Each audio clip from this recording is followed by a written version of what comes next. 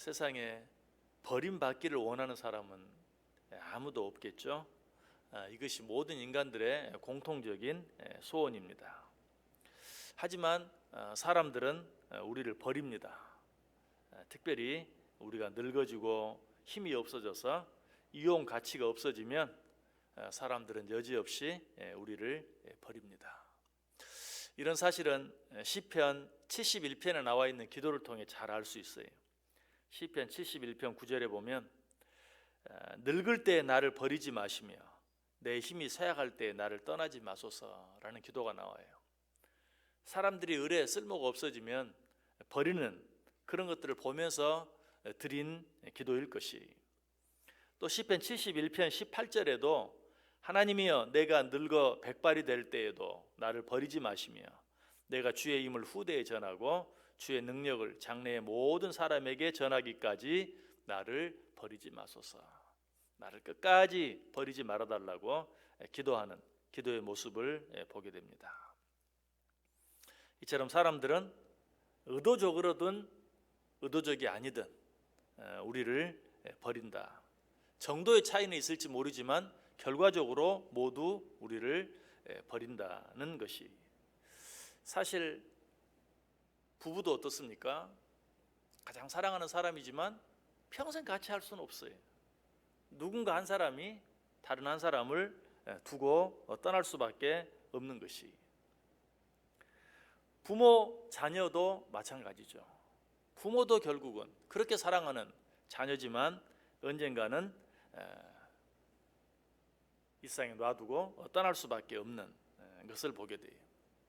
내가 평생을 일하고 수고한 직장도 언젠가는 나를 버릴 수밖에 없어요. 명태다, 조태다 뿐만 아니라 정년이 되어서 은퇴한다 할지라도 결국은 때가 되어서 버리는 것이나 다름이 없어요. 이처럼 언젠가는 버림을 받을 수밖에 없다면 어떤 모습으로든, 그렇다면 우리는 어떻게 해야 되겠어요? 반드시 우리에게 닥칠 일이라면 그 일을 준비해야 돼요. 좀 쉽게 말하면 버림받을 준비를 해야 돼요. 사람들이 혹시라도 자기에게 닥칠지 모르는 어떤 일들을 위해서 이 보험 저 보험 들잖아요. 보험을 드는 이유가 뭐라고요? 혹시라도 닥칠지 몰라서. 그런데 반드시 나에게 닥치는 일이 있다면 어때요? 더더욱 준비를 해야 되겠죠. 우리는 버림받는 일에 대해서 준비를 해야 돼요. 자, 버림받을 준비를 어떻게 해야 될까? 버림받을 준비는 다른 것이 아니고 절대로 나를 버리지 않는 분을 찾는 것이죠. 성경은 그런 분이 우리에게 있다라고 말하고 있어요. 오늘 본문 이야기하죠. 여호와께서는 자기 백성을 버리지 아니하시며 자기의 소유를 외면하지 아니하시리로다. 이상 모든 사람들은 내 남편, 내 아내라 할지라도, 나를 낳아주신 내 부모라 할지라도, 의도한 것은 아니라 할지라도 결국 나를 버릴 수밖에 없지만 우리 하나님은 절대로 나를 버리지 아니하신다. 절대로 나를 외면하지 아니하신다. 여기서 하나님께서 우리를 버리지 않는다라고 말하면서 자기 백성을 버리지 않는다, 자기 소유를 외면하지 않는다라고 말하고 있는데, 이 표현보다는 자기 자녀를 버리지 않는다, 하나님은 절대로 자기 자녀를 버리지 않는다, 왜 그렇게 말하지 않았을까? 사실 자녀를 버리고 떠나는 부모들은 참 많아요. 드라마에 보면 그런 사람들이 얼마나 많습니까? 드라마의 이야기뿐만이 아니죠. 사실이 그러하죠. 그래서 하나님께서 어쩌면 일부러 당신의 자녀를 버리지 않는다라는 표현 대신에 자기 백성을 버리지 않는다, 자기 소유를 외면하지 않는다. 그런데 사실은 또 한나라의 왕 된 자들, 한나라의 대통령 된 자들도 자기 백성을 버리고 떠나는, 도망가는, 최근에도 그런 일이 있었죠. 아프가니스탄 대통령도 그냥 나라가 어려움 처하니까 다 버리고 자기만 돈 싸질머지고 도망가는 그런 모습을 보아요. 특별히 여기서 우리가 기억해야 될 것은 하나님께서 왜 여기서 자기 소유를 외면하지 않는다, 예전 성경은 자기 기업을 버리지 않는다, 모르는 채 하지 않는다 라고 말하고 있을까? 정말 자기 자녀는 버려도 또 자기 백성은 버려도 자기 소유를 버리는 사람은 거의 없어요. 하나님이 어쩌면 우리 인간의 그런 속성을 아시고 하나님께서 우리를 버리지 않는다고 말하면서 하나님은 자기 소유를 절대로 외면하지 않는다라고 표현하셨는지도 몰라요. 어쨌든 우리 하나님은 우리를 버리지 않으신다, 우리를 떠나지 아니하신다, 아니 우리를 외면하지 않으신다, 모르는 채 하지 않으신다. 시편 9편 10절에도 동일한 말씀이 나와요. 여호와여 주의 이름을 아는 자는 주를 의지하오리니 이는 주를 찾는 자들을 버리지 아니하심이니이다. 예수님께서도 말씀하십니다. 요한복음 6장 37절에 아버지께서 내게 주시는 자는 다 내게로 올 것이요 내게 오는 자는 내가 결코 내어 쫓지 아니하리라. 우리가 너무나 잘 아는 마태복음 28장 20절 말씀에도 볼지어다 내가 세상 끝날까지 너희와 항상 함께 있으리라. 무슨 말이죠? 너희를 버리지 않는다. 이 하나님과 함께 해야 돼. 이 하나님과 함께 하는 것이 버림받을 준비를 하는 것이, 우리는 언젠가 어떤 모습 어떤 방법으로든 버림을 당할 수밖에 없다. 그러므로 이 준비를 어떻게 해야 한다고요? 우리를 절대로 버리지 아니하실 분 하나님과 함께 해야 되고 그 하나님을 의지해야 한다. 그런데 방금 읽었던 이 시편 9편 10절에 있는 말씀 보면 하나님께서 우리를 버리지 않으신다고 말씀하시면서 거기에 단서를 붙이고 계시는 것을 보게 돼요. 여호와여 주의 이름을 아는 자는 주를 의지하오리니 이는 주를 찾는 자들을 버리지 아니하시리로다. 하나님 우리를 버리지 않는데 그냥 버리지 않는다고 말씀하지 아니하고 주를 아는 자들, 주를 찾는 자들을 버리지 아니하신다. 이 말씀을 들으면서 우리 하나님도 별 수 없구나. 하나님은 우리를 조건 없이 사랑하는 줄 알았는데 하나님도 우리를 조건 가운데 사랑하시는구나 라고 생각할지도 몰라요. 네가 나를 찾으면 내가 너를 버리지 않겠다, 네가 나를 찾지 않으면 나는 너를 버리겠다, 그런 말씀입니까? 아니, 네가 나를 찾으면 나를 찾는 자들을 절대 버리지 않겠다라는 이것은 하나님은 한번 당신의 자녀가 되면 절대로 버리지 않아요. 그런데 내가 그 하나님께 나아가지 아니하면 하나님은 나를 버리지 않았는데 내 느낌에 내 생각에 하나님이 나를 버린 것 같아. 하나님이 나와 함께하지 않는 것처럼 느껴져요. 내가 하나님을 바로 알지 아니하면, 내가 하나님을 늘 찾지 아니하면 하나님이 나와 함께 있는 것을 느끼지를 못해. 하나님은 변함없이 나를 버리지 않지만 마치 어린아이가 사람이 많은 곳에서 놀고 있다가 갑자기 엄마가 보이지 않아요. 그런데 옆에 있는 사람이 그 아이에게 말해, 너 엄마 어디 있어? 엄마 안 계시네? 엄마가 너 버리고 어디 가버렸네?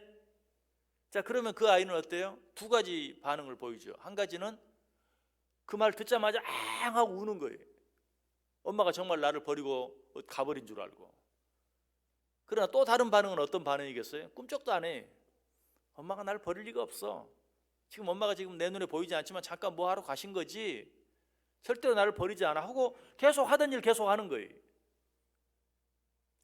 엄마가 이 아이를 버리지 않은 것은 동일해요. 그러나 어떤 아이, 엄마가 나를 절대로 버리지 않는다는 것을 확실하게 알지 못하는 아이는 엄마 너 버리고 가버렸네?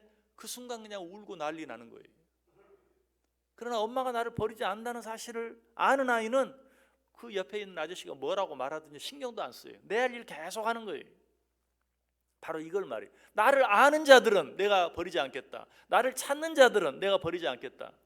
네가 내가 어떤 분인지 분명히 알면 내가 너를 버리지 아니하고 항상 너와 함께하는 것을 네가 느끼면서 살 것이고, 그로 인해서 늘 기뻐하면서 감사하면서 담대하게 살 것이고, 네가 나를 알지 못하면, 네가 나를 찾지 아니하면 나는 너를 버리지 않았지만 너는 내가 너를 버린 줄 알고 항상 불안해하면서 원망하면서 불평하면서 살아가게 될 것이다 라고 우리에게 말씀해 주는 것이, 여러분의 믿음을 한번 확인해 보세요.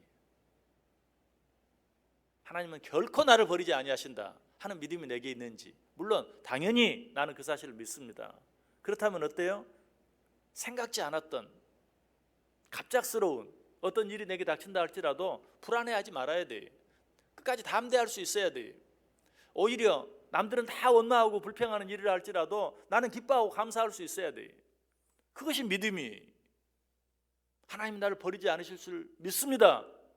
그렇게 말은 하면서도 생각지 않았던 일, 원치 않는 일이 생기면 불안해하고 그것 때문에 원망하고 불평한다면 마치 너 엄마가 너 버리고 가버렸네 라고 말하니까 앙 하고 울음을 터뜨리는 아이처럼 하나님을 모르는 것이죠. 그리고 하나님을 찾지도 않는 것이죠.